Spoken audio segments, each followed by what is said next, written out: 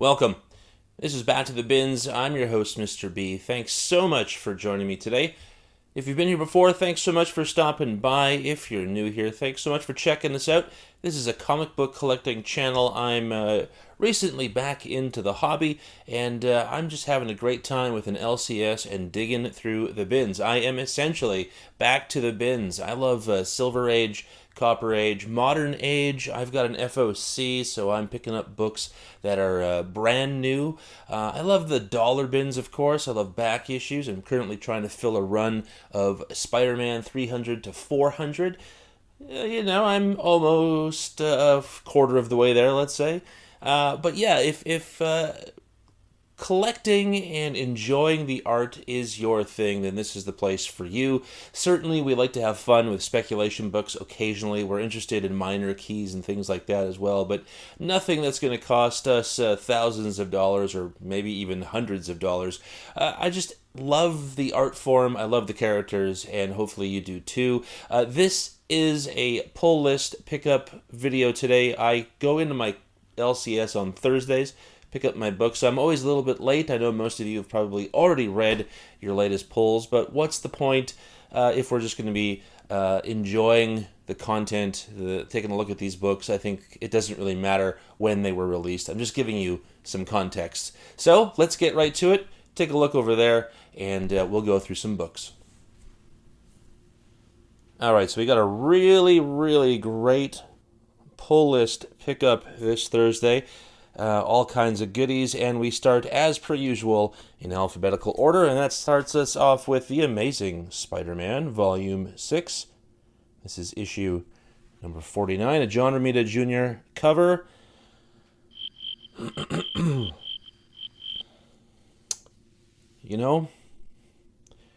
I love Spider-Man. This is, of course, the tie-in to the Blood Hunt event, which is happening across the Marvel comic kingdom right now. I'm not that interested in it, but whatever. We'll see what we get. I know I've got a couple of more titles that might have it, but as always, we need to get the variants, and here we go. Once again, Amazing Spider-Man. That thing is a little bit sticky.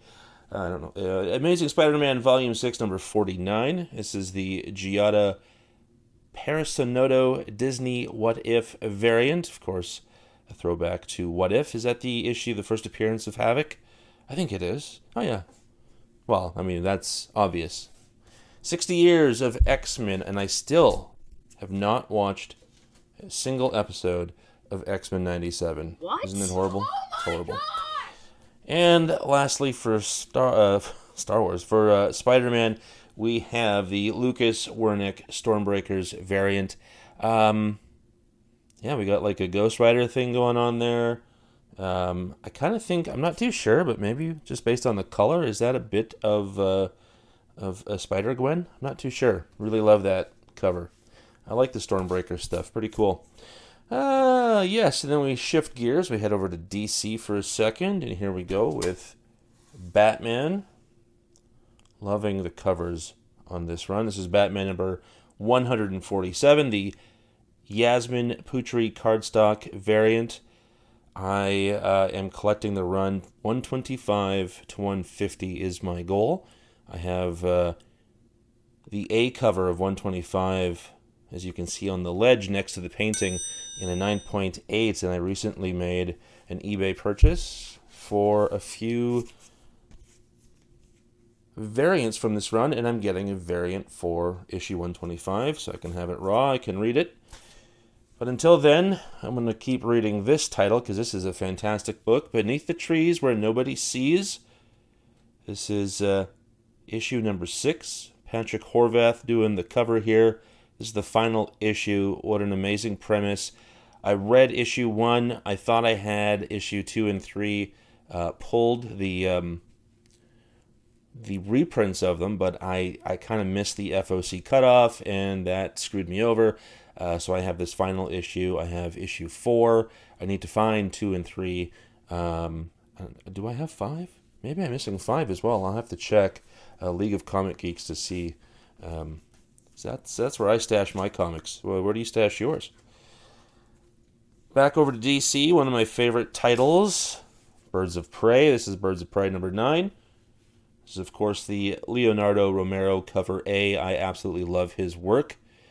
He was doing the interiors for a while, and they were fabulous, but now he's just doing covers, and those are just as fabulous. I think he's just got a certain style that just speaks to me. Birds of Prey had some just amazing variants this week, so I almost got them all, I think. This is the Ejikure cardstock variant for Birds of Prey number 9. Beautiful. Love that. Look at that. Just fantastic. So cool. This is a fantastic book. I love it, but I'm going to be... Oh, spill over here. I am going to be ending my subscription to this series after issue 12. I really do love this book. I love all of the characters. I was never into DC. Now I understand DC a little bit, and I'm just going to continue digging around, see what I can find. I'll always come back to Birds of Prey. I now know that this is a title, at least in this configuration, a title that I'll always love.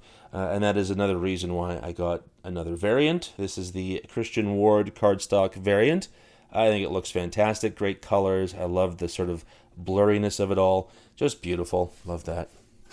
And we got one more variant on Birds of Prey, and this is contender for cover of the year. Should I say it now already? Oh my goodness, look at that. Beautiful. That is Birds of Prey number 9, the Philip Tan Cassandra Cain AAPI Heritage Month cardstock variant. That means the Asian American and Pacific Islanders Heritage Month. So awesome. I love it. I guess that would include Hawaii, so Aloha and Hang 10. I just found out that Hawaii is going to be making the hang loose symbol their national hand gesture, I think it is. I like that. All right, back over to Marvel. We got Captain America number 9. I was seeing some love for this title finally while I was scrolling through League of Comic Geeks. Man, this is a pretty cool title. I mean, I'm not going to say it's amazing because there's a lot of just dialogue and you know, flashbacks, Steve Rogers thinking to himself, and maybe that's normal for the character, but it's not action packed, but it's a great title. I've been really loving this. This is the Mike Hawthorne variant, and I wonder, why is there a penguin in Cap's pocket? I can't wait to read this title. I'm a little bit behind my reading, so who knows when I'll be getting to that. It might be Christmas. Here's a book I'm collecting just for the covers, and I'm going to be collecting this till issue 12, full year's run on Daredevil. This is issue number 9. This is the Mahad Asrar variant. It's fantastic. I love the artwork here. This is great stuff. I hope to see more from Asrar. This is just good stuff. Love it. I love Daredevil. He's a great character, and don't get me wrong, eventually I'll probably read this, but there's just some characters I like to collect the covers. I love having 12 issues of them on the cover. This is another fantastic book. This is from Image. This is The Deviant, number 5. This is the Raiko Murakami variant, and a Christmas time slasher as we head into summer, but man, when this came out during the holidays, this was a great tie-in to that whole thing. This is still a fantastic book. I want to see what happens. This is great. It would be cool if it went right into this Christmas 2024. That'd be cool. All right, back over to Marvel, and again, one of my favorite books, a book I will not leave. This is Fantastic Four. This is number 20. Of course, the Alex Ross cover A. Looks like Ben Grimm and Johnny Storm got themselves a job at the grocery. I like it. This has just been a fun series. It's about the family, as it always is. It's about their adventures, and it seems like there's just a no-holds-barred for whatever they want to do on this title. This is the variant, of course. This is the Greg and Tim Hildebrandt, The Thing Marvel Masterpieces 3 variant. There's been so many of these. I'm not going to get them all because as I go through all of the issues coming up, there's still so many coming down that you got to make some sacrifices here and there. But I could never say no to a Ben Grimm The Thing variant cover. here's one of my favorite books, and for all the wrong reasons, because this is just Thelma and Louise meets Natural Born Killers. This is Night People #3 from Oni Press. This is a Jacob Phillips variant, and what else can I say? If you're interested in just sort of twisted stuff, this is it for you. I love this book. Really fun. Yes, and here we are with DC once again, and this time it's a facsimile. I couldn't say no to this one. This is Our Army at War, number 81. Like I said, it's a facsimile. It was originally issued in April of 1959. That's a Jerry Grandinetti cover, and it is the first appearance of Franklin Rock, otherwise known as Sergeant Rock. And it's so great. I love that. I love that post-war, still making World War II theme. I know that they continue to do that to this very day, but just so close to being post-war, you'd figure they would want to hang up a few things here and there for a little while and just forget about it. But I can't wait to read that because I like these old war comics. It's great stuff. Here's another one of my favorite books, but another book that I'll be saying goodbye to after issue 12, although a couple of these great DC titles have some pretty awesome Perez covers, and I'm going to be getting those. So that's going to take me into issue 13 for Shazam, but that one I'm almost strictly buying for the cover. Once again, it was nice to get familiar with Shazam, nice to dig into some of the the meat and potatoes of the DC universe, but I'm going to move around, see what else I can find in the comic world, because that's the fun thing about all this. But this is Shazam number 11, the Dan Mora cover A, and I mean, Dan Mora's got a great artistic style, and I love this one. I love this book so much that I always get a variant, and we got this one. My reach is getting a little tight there. This is Shazam again, number 11. This is the Ted Brandt cardstock variant. Come on, it's great. This has been a fun book. It's been a really fun book. Change of staff, but it's still, at least the last issue was still pretty good. I enjoyed it. But this is a book that surprised me. I had to pick it up because I'm a fan of Spider-Man, as we all are. But man, issue number 1 was just stellar. This is how you do a Spider-Man comic book. This is Spider-Man Shadow of the Green Goblin number 2, a Paulo Sequeira cover. Like I said, number 1 was so good, had to get number 2.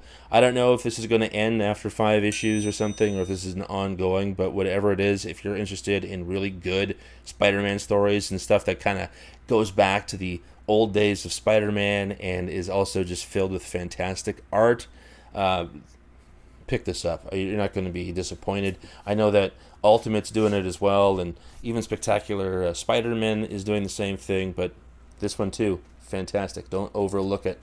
Here's another fantastic cover, but I have to flip that back over. Here we go. This.